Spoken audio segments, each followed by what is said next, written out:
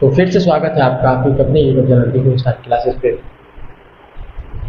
तो आज सवालों का जो बौछार है, जो सिलसिला है, उसको आगे बढ़ाते हुए 12 तक कंप्लीट कर लेने के बाद अब 13 की ओर बढ़ते हैं और हमारा 13 से ही हमारा वीडियो चालू होगा। फिर इस वीडियो में 4 सवाल रहेगा। तो चलिए इस वीडियो को बिना देरी किए स्टार्ट करते हैं। तो 13 का सवाल है, यहाँ 13 का सवाल ये है, A certain sum becomes 2,400 in 10 years at the rate of 2% per annum under simple interest. Find the sum. तो कहा जा रहा है कि एक सर्टेन सम बिकम मतलब बन जाता है, कोई पैसा 2400 बन जाता है। तो 2400 कब बनेगा? जब उसमें SI भी जोड़ेंगे, उसमें जब प्रिंसिपल भी जोड़ेंगे, सारा काम हो करके 2400 बन रहा है। तो कहने का मतलब वो पैसा जरूर अमाउंट रहा होगा। 2400 बन जाना मतलब अमाउंट बन जाना, अमाउंट हो जाना, वो 10 साल में 2% की ओर से टाइम दिया हुआ है, 10 ईयर्स, जो कि हमारे पास रेट दिया हुआ है 2% के हिसाब से। सवाल में कोई बड़ा चेंज तो नहीं, सवाल में कोई खास कॉम्प्लिकेशन जो होता है हमारे पास, जो वो कॉम्प्लिकेटेड सवाल तो है नहीं। तो यहाँ पे कहा जा रहा है कि SI हमको फाइंड करना है। तो SI फाइंड करना है तो इसके लिए हम जानते हैं कि अमाउंट जो होता है हमारे पास वो होता है SI प्लस P, और यहाँ पे अमाउंट जो होगा वो 2400 दिया हुआ है, जबकि SI हमारे पास नहीं है, जबकि P हमारे पास नहीं है। तो यहाँ से ये SI का वैल्यू अगर निकाला जाए तो वो हो जाएगा यहाँ पे ये। अब जैसा कि हम लोग जानते हैं कि SI का जो फॉर्मूला होता है जिसमें P और R का यूज हो, और वो एक ही फॉर्मूला है P into R into T by 100, और यहाँ पे हमारे पास ये तो पहले से।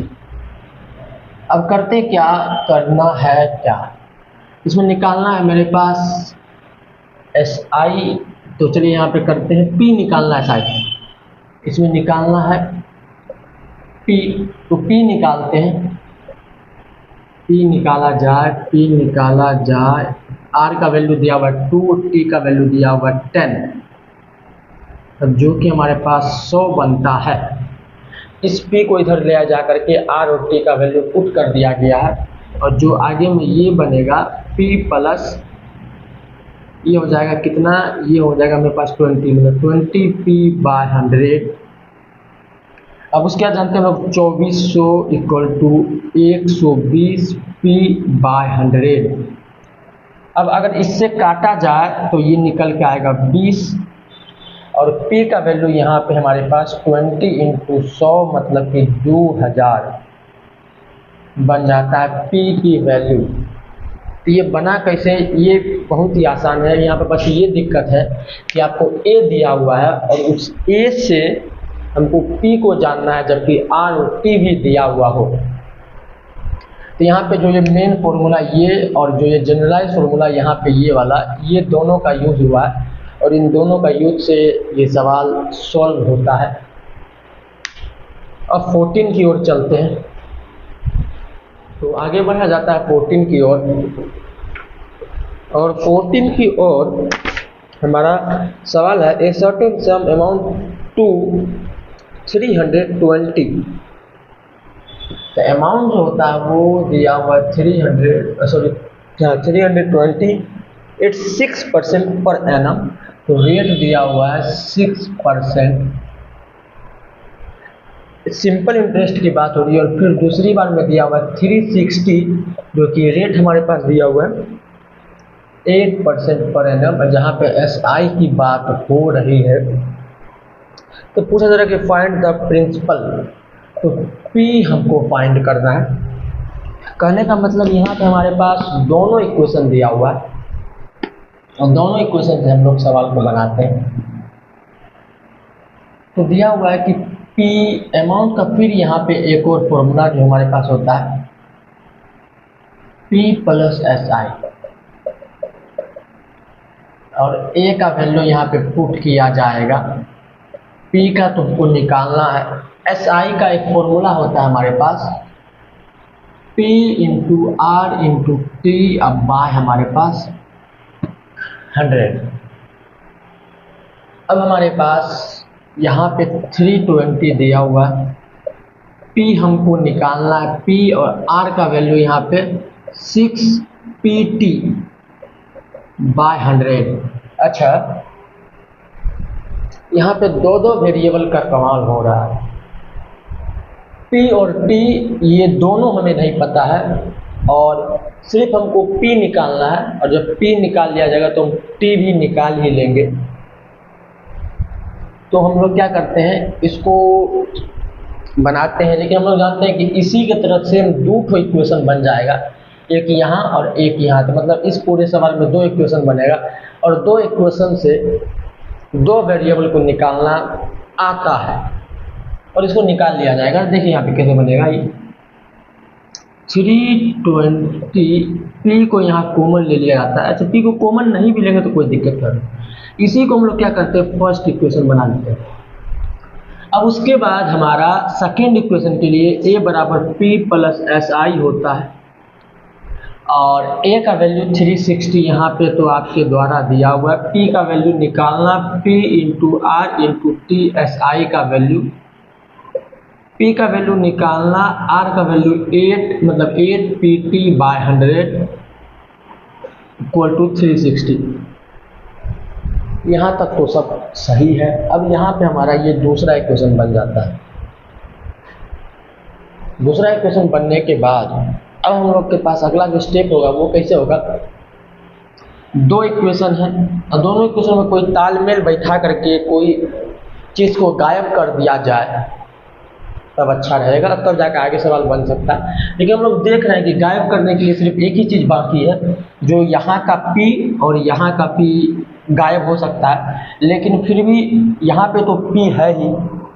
मतलब कुछ भी करके इसमें से हम दोनों वेरिएबल में से एक वेरिएबल को हटा नहीं सकते हैं, लेकिन जो इक्वेशन उसको और सिंपल बना सकते हैं। इसीलिए हम लोग माइनस करेंगे, जहाँ से ये P और ये P कैंसिल हो जाए।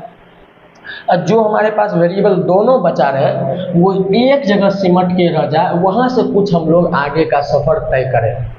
तो सवाल बनाना जरूरी नहीं, सवाल को समझना और फिर जाकर हर एक स्टेप के बाद आगे का स्टेप सोचना, ये होता है मेन सवाल बनाना। तो यहाँ पे आगे का स्टेप यहाँ पे क्या होगा कि आगे का स्टेप में हम लोग क्या करते हैं कि सेकेंड में से फर्स्ट को माइनस कर देते हैं। माइनस करना है 360 से 320 माइनस करने की जगह 40, P से P माइनस होगा तो कहानी ख़त्म। 8PT में से 8PT/100 यहाँ पे थोड़ा सा 6PT/100 घटाया जाएगा तो सीधा 2PT/100 आएगा, और नहीं तो इसको हम लोग LCM करके 8PT minus 6PT/100 equal to 2PT/100 कर सकते हैं। ये नहीं तो हम लोग मन में 8PT से 6PT 2PT/100 में सब चीज़ कॉमन है ही। तो यहाँ से हमारा ये चीज़ सिंपल होता है कि मतलब यहाँ बचेगा 2PT/100। अब एक चीज़ समझ में आ गया कि 2PT/100 40 है हमारा, इसको हम लोग थर्ड इक्वेशन मान लेते हैं आराम से। अब इस थर्ड इक्वेशन में अब थोड़ा सा आगे सोचना है, बहुत सोचना सिंपल है, और सिंपल ये है कि ये PT यहाँ भी PT का एक भाग है, मतलब P का एक भाग है, और ये P तो कहानी ख़त्म ही है। इसका वैल्यू दिया हुआ है तो क्या इस इक्वेशन में इसका वैल्यू रख करके एक वेरिएबल का इक्वेशन बनाया जा सकता है? बिल्कुल बनाया जा सकता है, क्योंकि हमारे पास PT/100 का वैल्यू दिया हुआ है। जैसा कि जानते हैं यहाँ पे 2PT/100 है और हमको 6PT/100 चाहिए, तो दोनों तरफ क्या करते हैं 3 से 2 कर देने के बाद ये बना लेते हैं, ये बना लेते हैं। और 6PT/100 T का कोई यहाँ पे T को जो तो कुछ नहीं किया जा रहा है, T को T की तरफ ही रखा जा रहा है। P को जो भी कर रहे हैं, P को हटा रहे हैं, P को सटा रहे हैं, सब चीज़ P से ही हो रहा है। और कोई एक चीज़ निकल जाए तो दूसरे चीज़ को भी निकाल लेंगे। और वैसे अगर देखा जाए तो हमको सिर्फ P मांगा है, T का वैल्यू तो निकालना नहीं है, लेकिन लास्ट में वो भी निकाल दिया जाएगा। तो 120 6 PT/100 है, और यहाँ पे वैल्यू को पुट करने के बाद 320 इक्वल टू 6 PT/100, और यहाँ से हम लोग इसको वैल्यू को रख देते हैं जो कि 120 हो गया, ये यहाँ पे रख दिया जाता है।